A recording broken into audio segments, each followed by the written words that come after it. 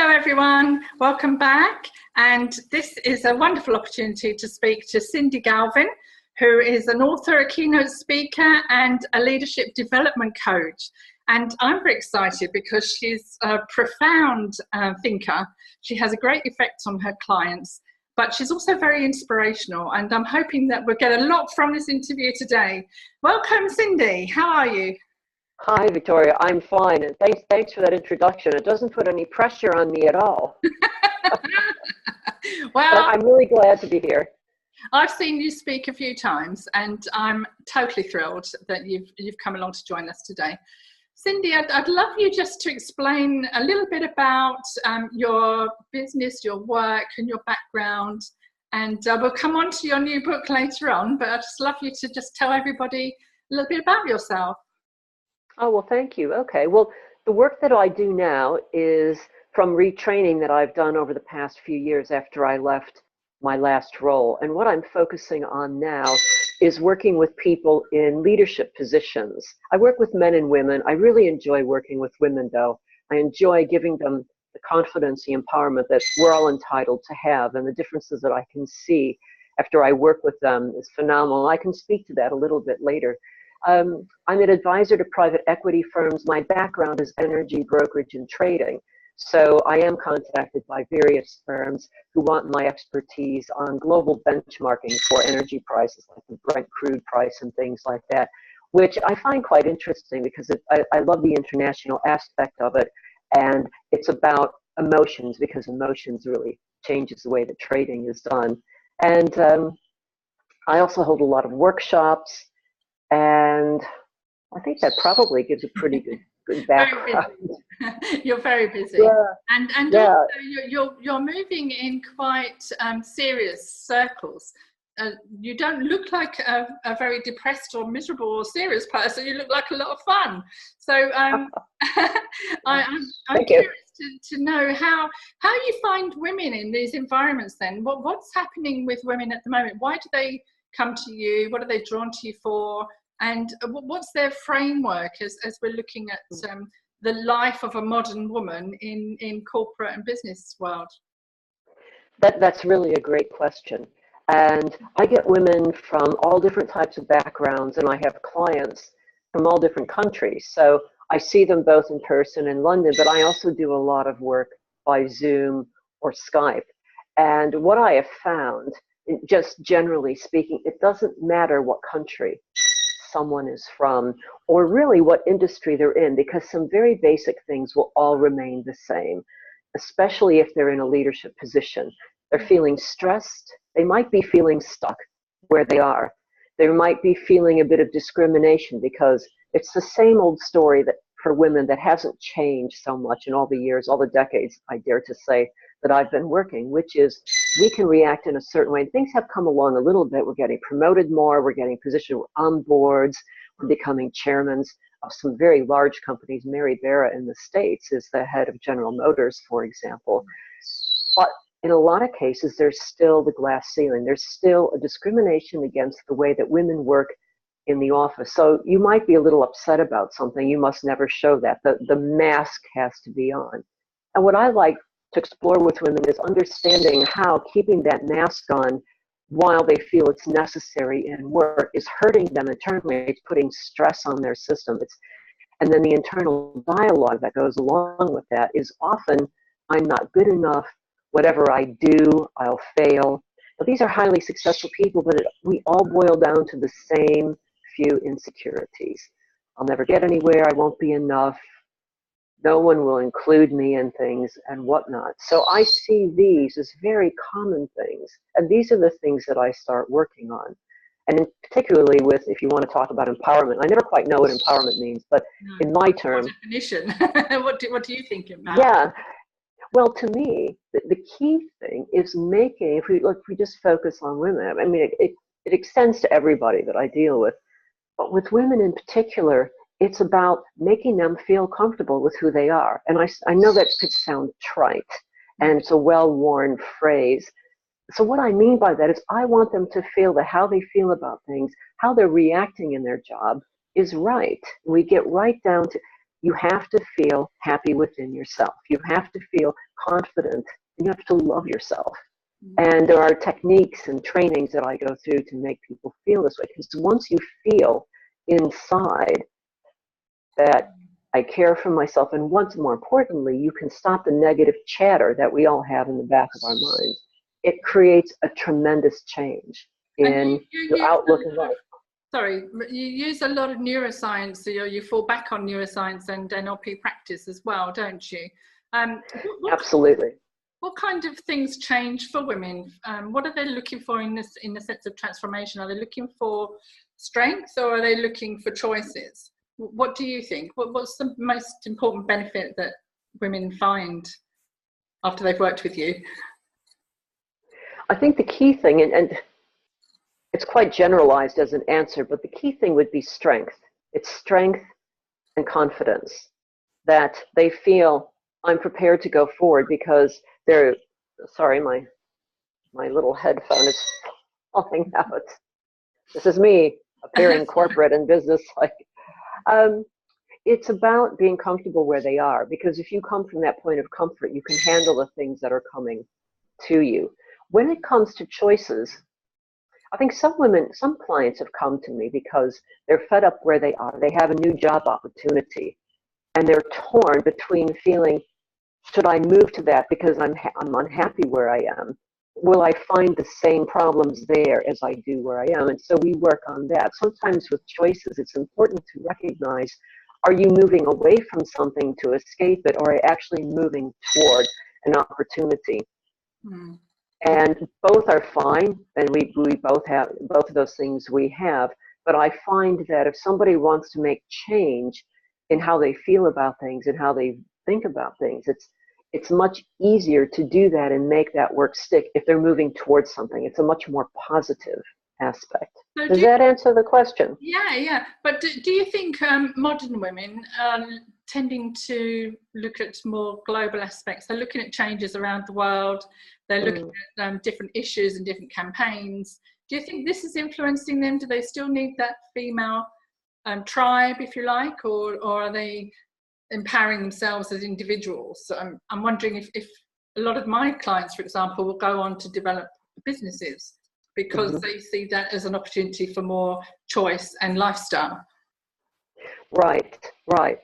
I think wherever we are in life and whatever we're doing, we're always looking to have a community of people around us, because we need to have companions. It could be for networking in a business kind of sense, or it can just be people that you can talk to support things, or it could be a chance meeting, talking with someone that becomes a friend because you're sharing an experience. And I think it boils down to knowing that we're not alone in what we're doing, and that whatever we're experiencing at the time, other people have gone through. And you can always learn something from someone else. And to me, this is a key thing about growing wherever you are in the world. And this is what I've found with all the different women I've worked with. They want to relate to someone. They want to feel that they can talk about something and be heard. And is this true for you as well? Are you, basically, how do you see yourself in this new era of empowered women and global trotting and expansion of women's issues, but also women's dreams and aspirations? How do you see yourself in that? Is this something that you reflect on for you as well? I have to say that in my career, I've been fortunate, except in my last role. But when I was in my 20s, I never felt held back. I've always worked in male-dominated industries. I think my approach has always helped, because when you're a female in an industry like that, you can get hit on a lot. And I just always made fun of it. It's like, and it helped me get along, because I never put anyone down. But I'd say, is that the best pickup line you could have? Like, here'd be a better one. And just create that kind of environment. And I never approached things with a strong feminist bent. I just I was very confident in what I knew. So I have to say that I never felt that I was being held back. Now, fast forward, so I had two companies, one that I helped start. It was a global brokerage company, nuclear fuel. Then I started my own consulting company that was a global company. And I had contracts with the Japanese government, the French government. I was doing a lot of statistical work, analytical work on supply demand. Never once did I feel that as a woman, I was being looked down on. And I often reflected on how happy I was with that because I knew this wasn't the case in other industries. When I moved to England, I still had my consulting company, but I wanted to get more people around me because I had a company, my consultancy, I had other people coming to help me and I was traveling a lot, but it was very lonely. So I joined another firm and I very quickly rose up. Again, I was the first female managing editor. Then I created the global role. However, there were no women on the board. And I knew that the next step for me, I was as high as I could go where I was without being put on the board, and that wasn't going to happen. And I recognized in that firm, which I was there for a long time, that there was a male bias, and it came from the top down. So I felt that this was the time when I needed more empowerment, and I needed to have a community around me because the few women that were at the top where I was, felt the same, that we felt that we'd been successful and we had been allowed to rise, but only to a certain level, and then we had to be constrained. Where I am now and what I'm doing, I feel absolutely no barrier. I mean, I've never been happier, and I get a lot of pleasure out of working with women and seeing them then succeed in doing things and getting past the barriers that are either really there or in their mind. So that's interesting because obviously you've got this new book out at the moment. What's the title of your book and when's it being published?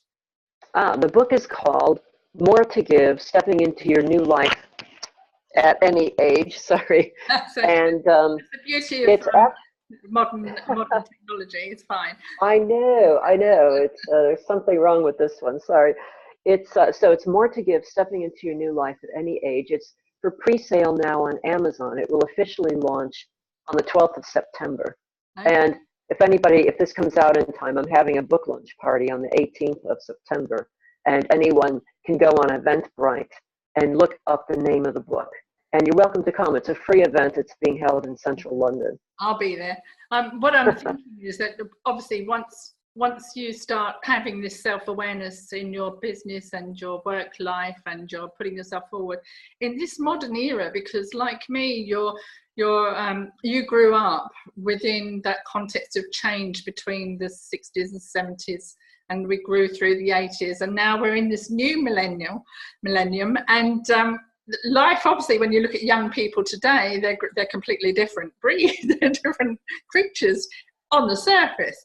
But yeah. I'm thinking that what does your book cover then? How does your book address some of the things that we've been talking about? Oh, well, another good question. Thank you. Well, I've targeted the book to people aged 50 and older who are at a crossroads in their life. They've begun to feel that they want to do something different, and often it's a feeling of wanting to do or work in a way that makes them feel more fulfilled.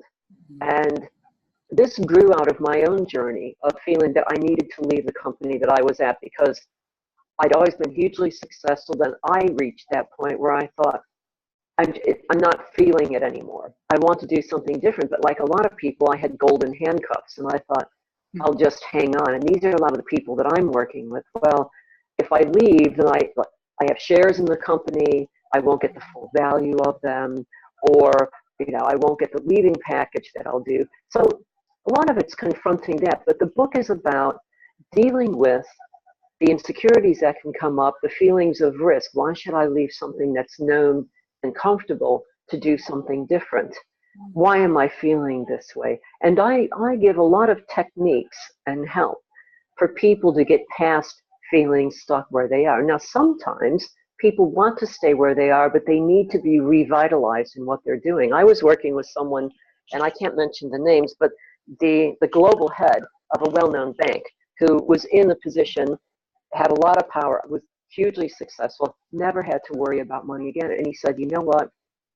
I just don't feel it anymore. And I can't talk to anybody in the business about it because the succession plans would be in place. Well, they're there anyway, but the knives would come out. They'd be going for the job. And pretty soon I'd feel that I didn't have any capability because they'd be saying, okay, he's going to be leaving sometime soon. And as it turns out, it came down to a few things that he was saying to himself, and it also had to do with his management style. So we worked on that so that he could give more of the kinds of tasks that he was bored with to his direct reports, and it freed him up. So he actually stayed where he was. But in other cases, people are thinking, I don't know how much longer I want to work in my career. I still want to work. I'm still healthy. And this is the thing. Our generation is the one that has had more focus on health than any preceding generation. We're also more educated. So we have the skills to keep going. And my book's about leveraging, if you do want to make that change, leveraging the 30 years or so that you've been working with the skills, the wisdom, the knowledge that you have to take into whatever it is that you want to do. I have to tell you something interesting. Even though the book is pitched at that, because that's when people are tending to make these changes, I was on a flight in July, and there was a fellow sitting next to me. He was probably in his early 30s, and we started talking, and he asked what I did, and I was excited because I said, well, at that point, I had just gotten my one preview copy of the book. I said, I just wrote this book, and he started reading through, because you do that, don't you? You have to promote your book. And he said, he said, I know that you're saying that this is for people 50 and older. I don't want to wait that long. I'm actually looking to make a change. I'm going to order your book because this is something that speaks to me. And I found it quite interesting because I obviously wrote it because that's where I was. But I think a lot of people, men and women, are looking for change. And you mentioned millennials before. And I know a lot of millennials who are starting to say, stop, the whole social media thing is far too much. I can't keep up with it. I feel I have to keep up with it. And they're dropping out for a while. Someone I knew went up to Scotland to start tending sheep and just wanted something completely different. Now, this could be something they could use, even if they don't have decades of experience. They still have experience. And millennials, they're filled with confidence. Yeah. I was just thinking, that my daughter actually took a week out of all social media for all her family, and it was thrilling. But I was just thinking that a younger person, because I do work with the younger male businessmen as well, although I'm targeted towards women mostly because of my own position and understanding. But I'm thinking that the modern era involves a lot of change anyway, and people have this short attention span. They want a lot more, but the self-satisfaction, and this is a big issue with women in particular, but also with other areas of business and corporate and career, is that there is this desire for more. And I think this is where the global woman comes up, because the female approach to business and career is far more integrative and communicative and about emotional intelligence. And I think that the younger men as well, they're being brought up by more open women and expecting more, the feminine principle in relationships. And that's not to put the macho guy down at all, because we want them to be macho. But it's this openness of society to embrace the emotional intelligence. And I think in jobs and career and that pathway is actually becoming less fulfilling. So maybe that's one of the reasons. That's fascinating. But I would like to just remind everybody of some of the practices that you use. I'd like you to invite people to come and work with you, and I'd like you to just tell them a little bit more about your book so that they can access it. If anybody is watching this interview today and this little conversation with Cindy, if you'd like to tap into some of the work that she does, if she's resonating with you, if she's actually saying things that you think, oh, that's me, or that could be me very soon, maybe 4 or 5 years time, or you can see things approaching, and you want to get in touch with Cindy, then I'm just love you to tell us how can people do that, Cindy? Well, they can get in touch with me by going to my website, which is www.cindygalvin.com. I have a lot of connections on LinkedIn. You can get in touch with me that way as well. I am starting to announce more of the workshops that I'm doing, and I'm planning to do a bit more, especially if people are around London. I'm going to be hosting a number of workshops at one of my clubs, Devonshire Club, which is by Liverpool Street Station, because a lot of my clients are in the city.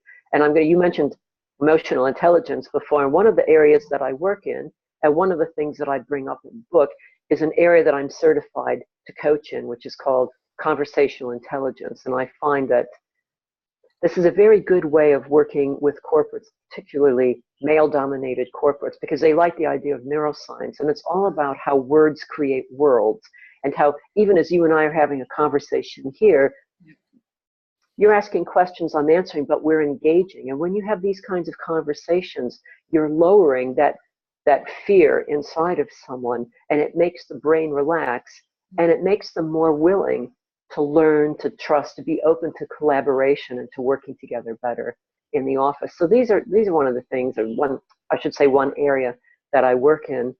Before, you mentioned neurolinguistic programming, or NLP, and I've been studying this quite a lot over the last few years. As of July, I became licensed to train NLP, the practitioner and master practitioner courses, and I'll be doing my first NLP practitioner course early in the year. Now, a lot of people are doing this, but I want to focus NLP toward business, because there are so many techniques people can use. And what do I mean by that? It's about changing the way that you feel, to change the way that you think, to make things better. So it can be, again, getting rid of the negative comments that you have in your mind. Or sometimes people come to me and they have a negative experience that they can't get out of their mind. And one of the brilliant NLP techniques I'd learned, and I had this with one of my bosses, who I say like to verbally eviscerate people, because he would just scream at you. And so in this particular case, what I did, I put his face on a balloon, and I blew the big balloon up like this.